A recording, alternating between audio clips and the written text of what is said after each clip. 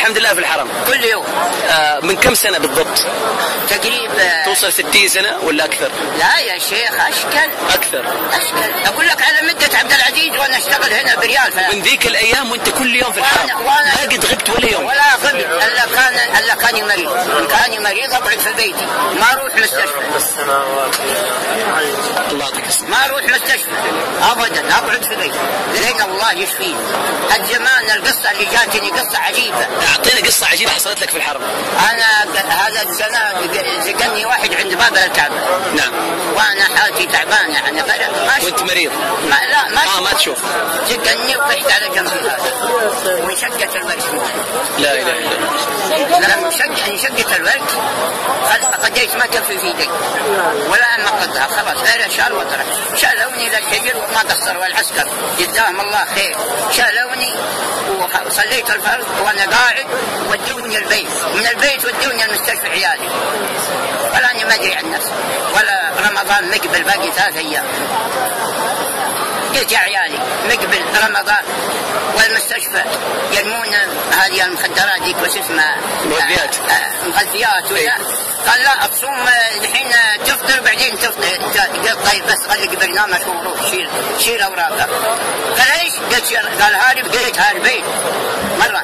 انا ميقن بالله ان الله يشفيني. وشالوني يريد على متكينه. رجعني البيت. يوم رجعني البيت وانا اخذ امان الله بعبادي. تمنيت اني بس اقعد 13 ما اقدر. بعدين الحمد لله صبرت ليوم 21 في رمضان يوم صلي الفرض الجمعه وقاعد سبحت وجاتني نعسه كذا وانا متكي كذا نعسه. وجاني واحد قلت حياك الله يا ابو فلان. قال انا ماني ابو فلان.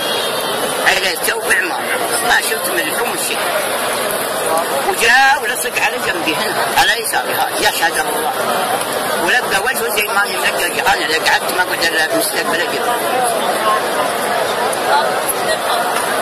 ودخل واحد وانا ناقص بس كلمتين.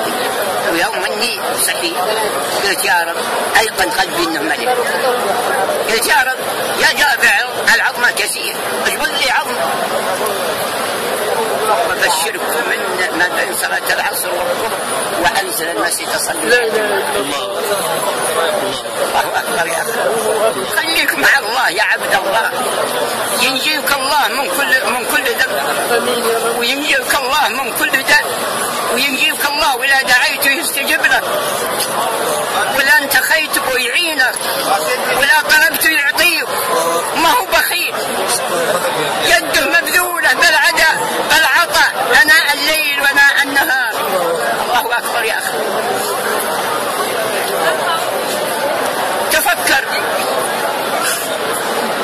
تفكر يا اخي.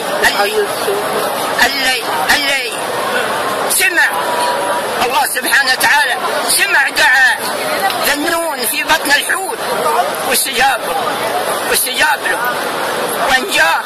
وتفكر في أيوب اللي مسها المرض لين حتى الدود مشى على شفته.